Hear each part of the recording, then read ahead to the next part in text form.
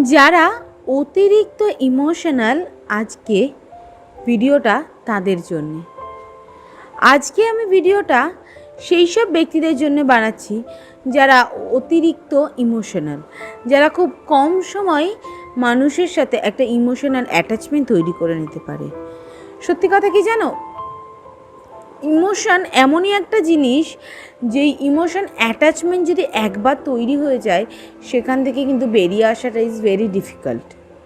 Emotion একটা মানুষের জীবন সুন্দর করে, কিন্তু কিছু কিছু ক্ষেত্রে সেই ইমোশনই কিন্তু সেই মানুষটার জীবনের সবথেকে বড় অভিশাপ হয়ে দাঁড়ায়। তো আজকে আমি তোমাদেরকে বলবো যে কিভাবে নিজের ইমোশনটাকে কন্ট্রোল করবে এবং সত্যিকারে ভালোবাসা খুঁজে পাবে। তো আজকে আমি যে পয়েন্টগুলো বা যে স্টেপগুলো তোমাদেরকে শেখাবো, 4টে স্টেপ আমি তোমাদেরকে বলবো, যে 4টে স্টেপ যদি তোমরা ফলো করো বা যে কোনো একটা স্টেপও যদি তোমরা প্রপারলি ফলো করো, তাহলে দেখবে তোমরা কিন্তু অনায়াসেই নিজের ইমোশনটাকে কন্ট্রোল করতে পারবে। তো চলো বেশি কথা না বাড়িয়ে দেখে নিই পয়েন্টগুলো কী আছে। Number 1, Ho'oponopono prayer. হ্যাঁ, জিনিসটা শুনতে একটু অকওয়ার্ড লাগলেও জিনিসটা বাস্তব, যে হোপোনোপোনো প্রেয়ার কিন্তু একটা মানুষের ইমোশনাল অ্যাটাচমেন্টটাকে বাড়িয়ে দিতে পারে। এবার কাকে বলে হোপোনোপোনো প্রেয়ার, সেটা তো জানতে হবে।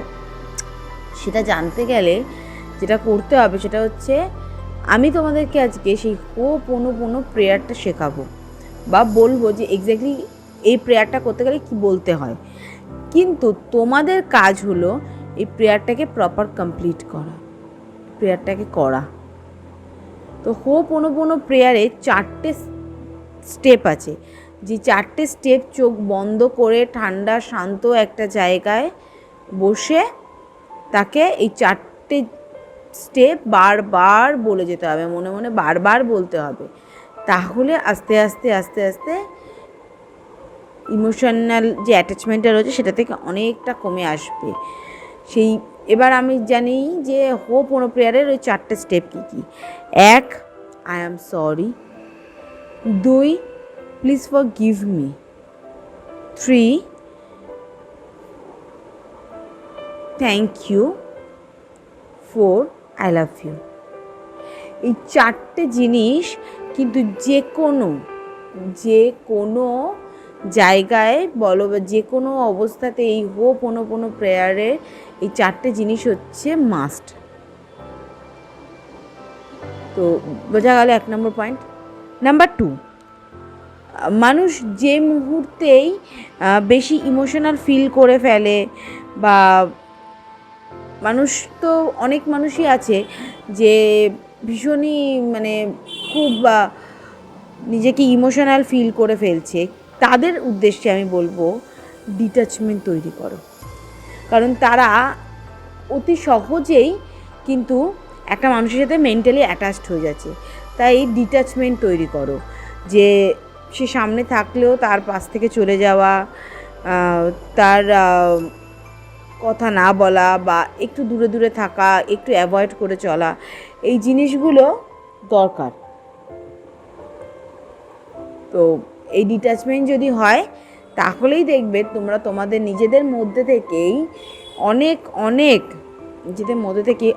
অনেক বেশি ইমোশনাল অ্যাটাচমেন্ট কিন্তু তৈরি করে ফেলেছে। এটা হলো 2 নম্বর পয়েন্ট। নাম্বার 3, ইন্ডিপেন্ডেন্ট হতে হবে। শুধুমাত্র পড়াশোনা করে নিজের পায়ে দাঁড়ানোটাকেই দাঁড়ানো পারে, ইন্ডিপেন্ডেন্ট হতে হবে। এটা হতে গেলে কী হবে, আমার যদি মনে হয় আমি রাত্রি 11টার সময় বাড়ি যাব, ইট মিনস রাত্রি 11টায় যাব। আর যদি মনে হয় আমি ভালোভাবে বাড়ি যাব, কিন্তু তার মধ্যে যে আমার ওপর কোনো খারাপ কিছু হবে না, তার কোনো গ্যারান্টি নেই।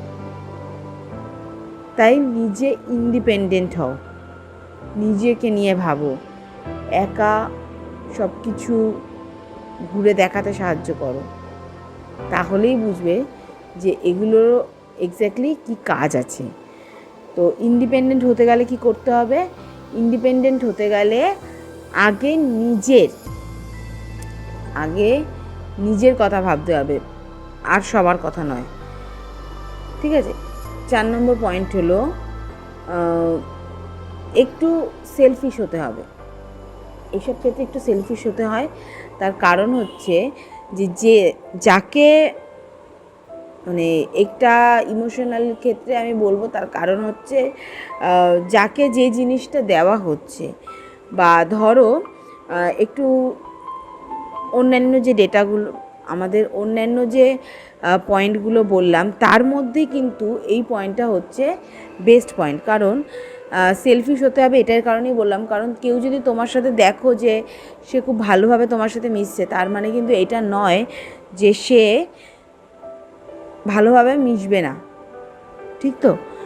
কিন্তু সেলফিশ হতে গেলে যেটা করতে হবে সেটা হচ্ছে সব কিছুকে ডিটেক্ট করে নিজের মতন করে কাজ করতে হবে, এবং সেই কাজের কারণেই নিজের দেখবে ইমোশনটা অটোমেটিক্যালি নিজের কন্ট্রোলে চলে আসছে। তো এই 4টে স্টেপ আমি তোমাদেরকে বললাম। সবথেকে বড় বিষয় হচ্ছে নিজেকে প্যাম্পার করো। এই যে বললাম যে সেলফিশ হতে হবে না, তাতে নিজেকে প্যাম্পার করো। সেলফিশ হয়েও তুমি নিজেকে প্যাম্পার করো। প্যাম্পার করাটা দরকার। এত